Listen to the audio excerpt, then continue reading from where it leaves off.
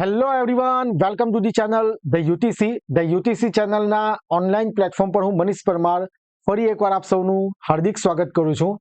આશા રાખું કે તમારી વાયરમેનની એક્ઝામની તૈયારી ખૂબ જ સારી રીતે 100% ડેડિકેશન સાથે અને એકદમ પરફેક્ટ ડાયરેક્શનમાં થઈ રહી હોય. ઓકે, તો આપણી ચેનલ પર આપણે બેઝિક ઇલેક્ટ્રિકલ પ્રેક્ટિસની પ્લેલિસ્ટ શરૂ કરી દીધી છે કે જેમાં કુલ 5 લેક્ચર થઈ ગયા છે as per the new syllabus. આજે લેક્ચર નંબર 6 છે. ઓકે, હવે આજના વિડીયોમાં આપણે બેઝિક ઇલેક્ટ્રિકલ પ્રેક્ટિસનો જે આગળનો ટોપિક નથી લેવાના, પણ આપણે જે વાયરમેનની આગળની જે પરીક્ષા થઈ હતી, જે એડવર્ટાઇઝમેન્ટ નંબર છે 196 2020-21, ઓકે, કે જેમાં રોડ એન્ડ બિલ્ડિંગ ડિપાર્ટમેન્ટમાં લગભગ એપ્રોક્સ 20 જેટલી વેકેન્સી હતી. ઓકે, 196 2020-21 એડવર્ટાઇઝમેન્ટ નંબર વાયરમેનની. તો તેનું જે પેપર થયું હતું, તો એના 10 ક્વેશ્ચન્સ આપણે ડિસ્કસ કરીશું આ વિડીયોની અંદર. એટલે કે જે આખું પેપર છે, જે તે વખતે જે એક્ઝામ પેટર્ન હતી કે જેમાં MCQ પૂછાયા હતા, તો આ રીતના આપણે વચ્ચે વચ્ચે વિડીયો બનાવતા જઈશું કે જેથી તમને ખ્યાલ આવે કે કયા પ્રકારના MCQ પૂછાય છે. ઓકે, તો સૌપ્રથમ જે વિદ્યાર્થીઓ ચેનલ પર નવા હોય તો ચેનલને સબસ્ક્રાઇબ કરી દેજો, બેલ આઇકન પ્રેસ કરી દો, કારણ કે વાયરમેનની એક્ઝામ જ્યાં સુધી આપણી કન્ડક્ટ નથી થતી ત્યાં સુધી આપણે આ પ્રકારના દરેક વિડીયો તમારી સામે લાવતા રહીશું. અને વાયરમેનની એક્ઝામની તૈયારી માટે આપણે ટેલિગ્રામ ગ્રુપ બનાવેલું છે કે જેની લિંક ડિસ્ક્રિપ્શનમાં છે, તો ત્યાંથી તમે ટેલિગ્રામ ગ્રુપ પણ જોઈન કરી શકો. ઘણા બધા વિદ્યાર્થીઓ જોડાઈ ગયા છે. ઓકે, તો જોઈએ વાયરમેન ભરતી, બરાબર, લેક્ચર નંબર 6, વાયરમેનની અગાઉની પરીક્ષામાં પૂછાયેલા પ્રશ્નો, PYQs, પ્રીવિયસ યર ક્વેશ્ચન. એટલે કઈ એડવર્ટાઇઝ નંબર 196 2020-21. ઓકે, તો વિડીયો સ્ટાર્ટ કરવા પહેલા જે વિદ્યાર્થીઓ વાયરમેનનું એક્ઝામનું ફોર્મ ભરેલું છે અને ખરેખર સિરિયસલી તૈયારી કરે છે, સરકારી નોકરી મેળવવા માંગે છે, 66 વેકેન્સીમાંથી પોતાની એક સીટ કન્ફર્મ કરવા માંગે છે, તેવા વિદ્યાર્થીઓ માટે આપણી એપ્લિકેશન ધ યુટીસી પર કૌશલ્ય બેચ અવેલેબલ છે કે જેની અંદર પાર્ટ એ અને પાર્ટ બી એમ કુલ 210 માર્ક્સની ફૂલ પ્રિપેરેશન કરવામાં આવે છે. બધા લેક્ચર્સ નવા છે, ન્યૂલી રેકોર્ડેડ કોર્સ છે. એવું નથી કે કોઈ જૂના લેક્ચર રેકોર્ડ કરેલા હોય અને બેઠા મૂકી દીધા હોય. જો તમે એક સીટ કન્ફર્મ કરવા માંગતા હોય તો ઘણા બધા વિદ્યાર્થીઓ કોર્સ એનરોલ કરી લીધો છે અને તૈયારી કરી રહ્યા છે.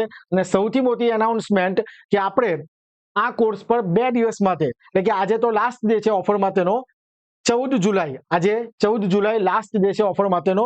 આપણે આપણા કોર્સ પર એક્સ્ટ્રા 20% ડિસ્કાઉન્ટ આપેલું છે. એક્સ્ટ્રા 20% ડિસ્કાઉન્ટ આપેલું છે અને તેમાં આ કોર્સમાં તમે દરેક લેક્ચરની PDF પણ ડાઉનલોડ કરી શકશો. અને જો તમે આ કોર્સને કૌશલ્ય બેચને એનરોલ કરવા માંગતા હોય વાયરમેનની એક્ઝામની તૈયારી માટે, તો તમારે બાય કરતી વખતે તમારે કૂપન કોડ UTC20, બરાબર, કૂપન કોડ UTC20 તમારે એપ્લાય કરવાનો છે. એટલે તમને સીધું એક્સ્ટ્રા 20% ડિસ્કાઉન્ટ મળી જશે.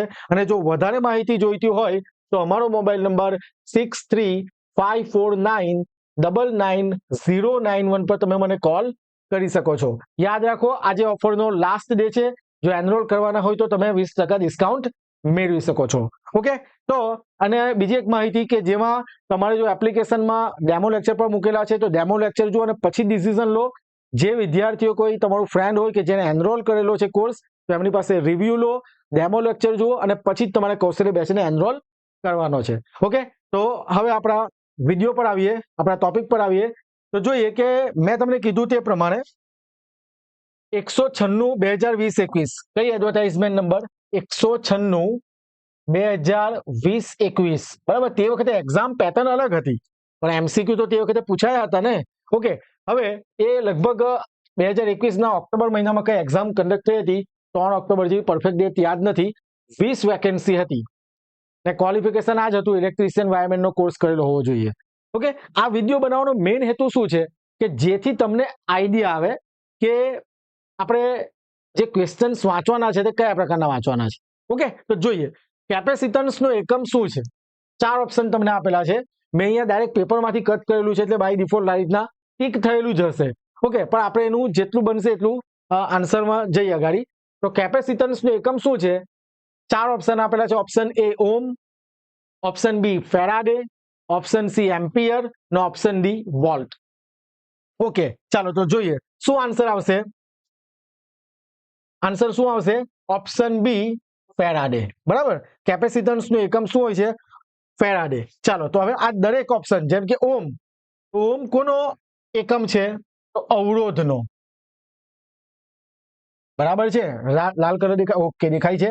એમ્પિયર કોનો છે? તો વિદ્યુત પ્રવાહ I નો.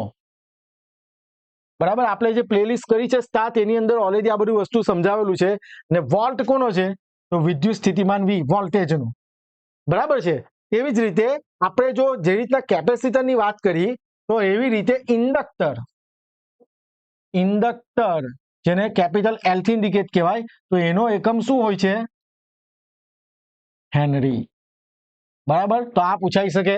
આ ક્વેશ્ચન પૂછાયો છે કે ભાઈ કેપેસિટન્સ નું એકમ શું છે? તો ફેરાડે. તેવી જ રીતે ઇન્ડક્ટર નું પૂછાઈ શકે, તો શું આવશે? હેનરી. ઓકે, આ રીતનો એક ક્વેશ્ચન પૂછાયો હતો. નેક્સ્ટ ક્વેશ્ચન જોઈએ. 1 કિલો એમ્પિયર બરાબર ખાલી જગ્યા, ચાર ઓપ્શન આપેલા છે. 10 એમ્પિયર, 100 એમ્પિયર, 1000 એમ્પિયર, 10,000 એમ્પિયર. આપણી પ્લેલિસ્ટમાં ઓલરેડી આપણે આના વિશે ડિસ્કસ કરી ગયેલા છે.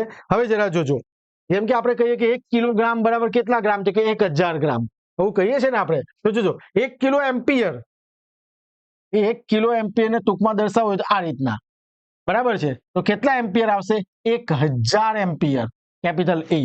ને આને જ જો બીજી રીતે બતાવવું હોય તો 10 ની 3 ઘાત એમ્પિયર. ખ્યાલ આવે? 10 ગુણ્યા 10 ગુણ્યા 10, 10 10 100, 100 ગુણ્યા 10 1000. એવી જ રીતે 1 મેગા એમ્પિયર હોય તો કેટલા? બરાબર, આ 10 લાખ એમ્પિયર, એટલે કે 10 ની 6 ઘાત એમ્પિયર મેગા હોય તો. સમજાય છે વાતમાં? 1 2 3 4 5 6, અહીંયા કેટલા? 1 2 3, 10⁻3. સમજાય છે વાતમાં? 10 ની 6 ઘાત એમ્પિયર, એટલે કે 10 લાખ. કેટલા મીંડા? 6 મીંડા. હવે સેમ વસ્તુ આપણે જોજો. આ વસ્તુ આપણે ચર્ચા કરી ગયેલા છે કે 1 મિલી એમ્પિયર તો કેટલા? 10⁻3 ઘાત એમ્પિયર. યાદ રાખવાનું છે, પૂછાઈ શકે. ત્યાર પછી 1 માઇક્રો એમ્પિયર તો શું આવશે? 10⁻6 ઘાત એમ્પિયર. સમજાય છે વાતમાં? એટલે આ બધી જ વસ્તુ તમારે યાદ રાખવાની છે, ઓપ્શનમાં આવી શકે. તો અહીંયા આપણો રાઈટ આન્સર શું છે? Option C 1000 ampere. ને મેં તમને કીધું કે એને 10⁻3 ઘાત એમ્પિયર પણ લખાય. ઓકે, એટલે ઋણ 3 ઘાત છે. 10⁻3 ઘાત એટલે 1/, અહીંયા જો બતાવીએ આપણે તો શું લખાય? જેમ કે અહીંયા બતાવું છું મેં, 10⁻3 ઘાત એટલે શું? તો 1/10⁻3 ઘાત, એટલે કે 1/1000. 1000 એટલે કે 3 મીંડા કાપવાના છે, તો 0.001 એમ્પિયર. આ રીતના પણ આપણે બતાવી શકીએ. ઓકે, નેક્સ્ટ ક્વેશ્ચન પર જઈએ. 1 મેગા ઓમ, જો મેં તમને હમણાં જ કીધું અહીંયા 1 mega ampere, kilo ampere, mega ampere, કેટલા મીંડા છે? 3 ને 3 6. તો સેમ વસ્તુ અહીંયા શું આવશે આપણો આન્સર? 10 લાખ. બરાબર, એકમ દશક રીતના ગણી લેવાનું. જો તમને ખ્યાલ નહીં હોય, 3 મીંડા છે, 3 ને 3 6. ઓકે, કેટલા ઓમ છે? 10 ઓમ. અહીંયા ઓમની અંદર બતાવેલું છે. સેમ વસ્તુ તમે અહીંયા પર લખી શકો, જેમ કે 1 કિલો ઓમ. બરાબર, કિલો ઓમ તો કેટલા આવશે? 1000 ઓમ. સમજાય છે વાતમાં? ઓકે, તો option B is right answer.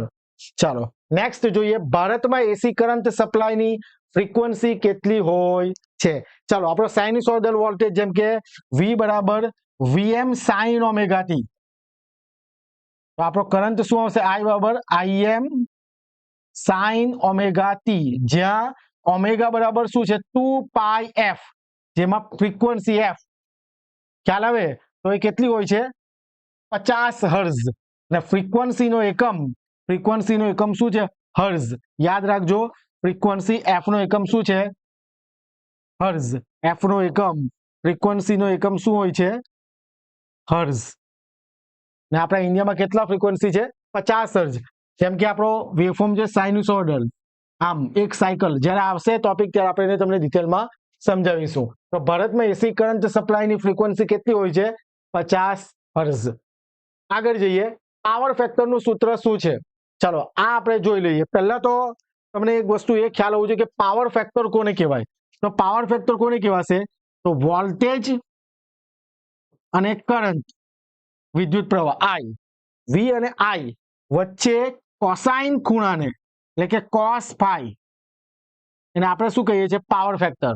Okay, power factor આપણે ટોપિક યુટ્યુબ પર ચલાવીશું, પણ અહીંયા બેઝિક માહિતી જોઈ લો કે વી અને આઈ વચ્ચે બનતો ખૂણો કેટલો છે? ફાઈ.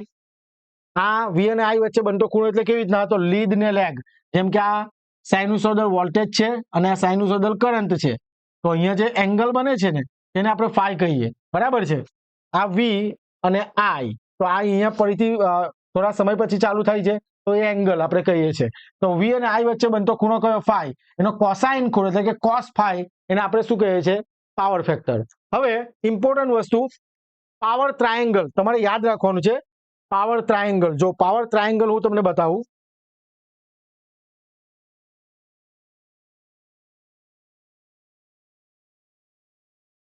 જોજો.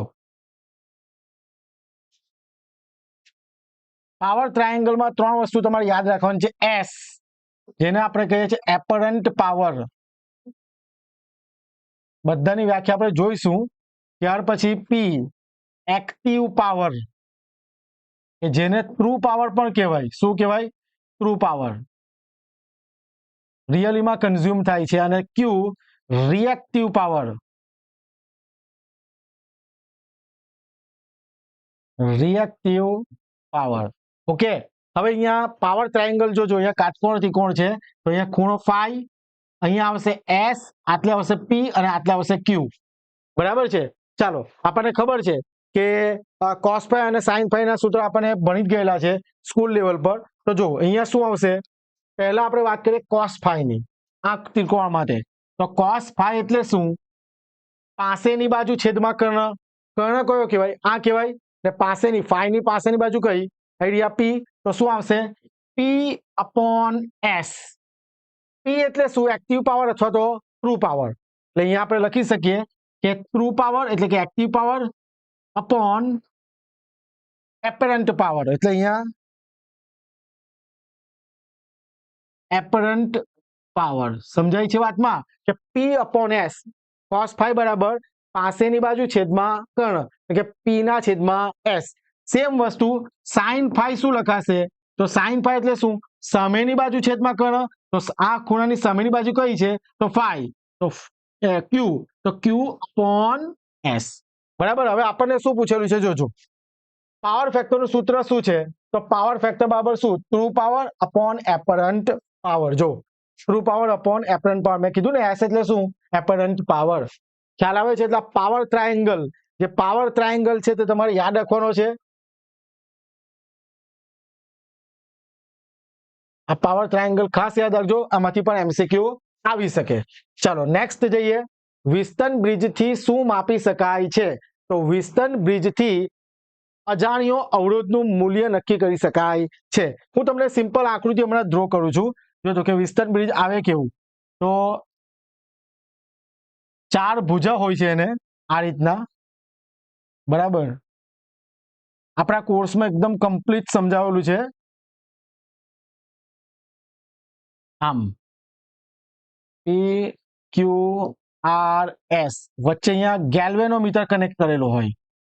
બરાબર, ગેલ્વેનોમીટર એટલે વિદ્યુત પ્રવાહની હાજરી બતાવે ગેલ્વેનોમીટર. બરાબર છે? અહીંયાથી આઈજી કરંટ ફ્લો થાય. જ્યારે બ્રિજ સંતુલિત થાય તો તે કેસમાં શું થાય કે સમસામેના જે અવરોધ છે, જેમ કે પી અને એસ, આ સમસામેના, એનો ગુણાકાર બરાબર શું થાય? ક્યુ અને આર. સમજાય છે વાતમાં? ને આપણો ધારો કે આર એ અનનોન અવરોધ છે કે જેનું મૂલ્ય આપણે શોધવાનું છે, ને એસ એ વેરિયેબલ રેઝિસ્ટર એટલે કે સ્ટાન્ડર્ડ રેઝિસ્ટર છે કે જેનું મૂલ્ય બદલી શકાય. તો એસ ની કોઈક એવી કિંમત પર આ બ્રિજ જ્યારે સંતુલિત થાય તો સામસામેના અવરોધનો ગુણાકાર એ બીજી સામસામેની બાજુના અવરોધનો ગુણાકાર બરાબર થાય છે. આ વિસ્ટન બ્રિજનો સિદ્ધાંત છે, એની થિયરી આવે પણ એ આપણે અહીંયા સમજવાની. ખાલી તમને આ વિસ્ટન બ્રિજ આવે એટલે થોડું સમજાવું છું. તો શું થાય કે પી ઇન્ટુ એસ બરાબર સામે શું છે? Q into R. જે પી અને ક્યુ ને રેશિયો આમ રેઝિસ્ટર કહેવાય. તો અહીંયા આપણે શોધવાનું શું છે? Unknown resistance R. તો ફોર્મ્યુલા શું થાય? આર બરાબર P by Q into S, જ્યાં રેશિયો આમ કહેવાય પી બાય ક્યુ, અને એસ એ standard resistance. In short, Wheatstone bridge શાના માટે યુઝ થાય છે? વિસ્ટન બ્રિજ શાના માટે યુઝ થશે? તો અવરોધનું માપન કરવા માટે. ઓકે, ચાલો નેક્સ્ટ જઈએ. ઇન્ડક્શન મોટરની સિંક્રોનસ સ્પીડનું સૂત્ર શું? તો NS બરાબર 120 F/P.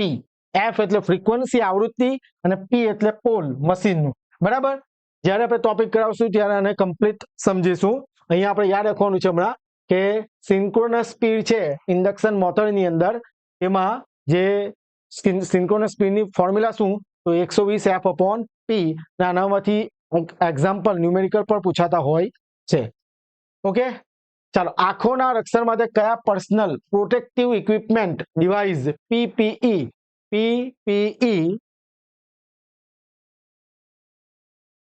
પર્સનલ પ્રોટેક્ટિવ ઇક્વિપમેન્ટનો ઉપયોગ થાય છે? તો સિમ્પલ વસ્તુ છે કે આંખના રક્ષણ માટે આપણે કઈ ગોગલ્સ પહેરવા પડે, તો આન્સર આવશે goggles. Option C, goggles is right answer. કેમ? તો જો હેલ્મેટ માથાના રક્ષણ માટે, નોઝ માસ્ક નાકમાં કઈ કચરું નાકમાં નહીં જાય એટલા માટે, લેધર એપ્રોન શરીર પર કોઈ એસિડ કેવું કંઈ નહીં પણ એના માટે આપણે યુઝ કરતા હોય છે. તો આંખોના રક્ષણ માટે કયા પર્સનલ પ્રોટેક્ટિવ ઇક્વિપમેન્ટનો ઉપયોગ થશે? તો ગોગલ્સનો. ચાલો, ત્યાર પછી BIS નું આખું નામ શું છે? તો બ્યુરો ઓફ ઇન્ડિયન સ્ટાન્ડર્ડ. શું છે? Bureau of Indian standard. ચાલો નેક્સ્ટ ક્વેશ્ચન. જનરેટર કયા સિદ્ધાંત પર કાર્ય કરે છે? ઓકે, તો જનરેટર ફેરાડેના ઇલેક્ટ્રોમેગ્નેટિક ઇન્ડક્શન. જો ખાલી ફેરાડેનો લો આપણે જોઈએ ને તો E બરાબર N/dt. જો અહીંયા એકચ્યુઅલી માઇનસ આવે, જો લેન્સ લો હોય તો લગાડીએ તો, પણ આપણે સમજીએ ખાલી આટલું કે કયા સિદ્ધાંત પર કાર્ય કરે છે જનરેટર. જો આમાં થાય શું કે થોડું બતાવી દઈએ. ચાલો જો,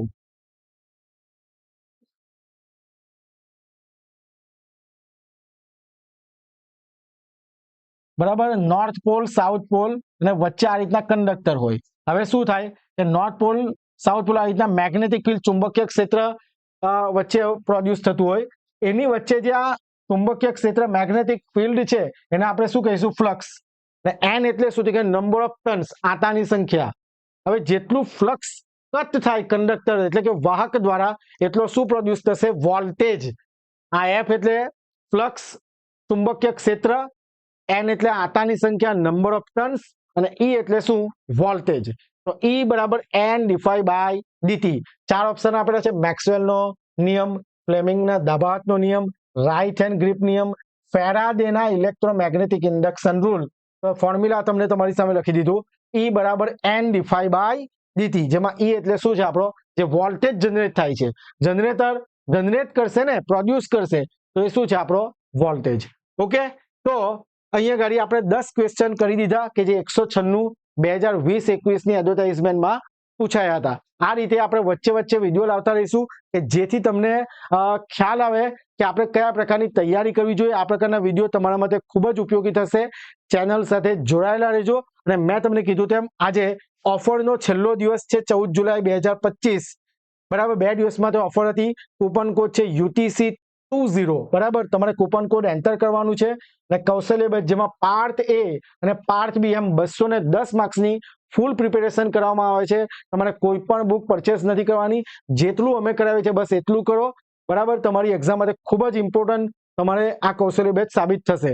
ઓકે, ખૂબ જ સારી રીતે લેક્ચર કન્ડક્ટ થઈ રહ્યા છે અને દરેક લેક્ચરની PDF તમે ગેલેરીમાં ડાઉનલોડ કરી શકશો. અને વધારે માહિતી જોઈતી હોય તો અમારો મોબાઈલ નંબર 6354999091 પર તમે મને કોલ કરી શકો. ઓકે, આ કૂપન કોડ UTC20 થી તમને એક્સ્ટ્રા 20% ડિસ્કાઉન્ટ કૌશલ્ય બેચ પર મળી જશે. ઓકે, તો ફરીથી નેક્સ્ટ લેક્ચરમાં નવા વિડીયો નવા ટોપિક સાથે મળીએ. ત્યાં સુધી બધા વાંચતા રહેજો, ચેનલ સાથે જોડાયેલા રહેજો. જય હિન્દ, જય ભારત.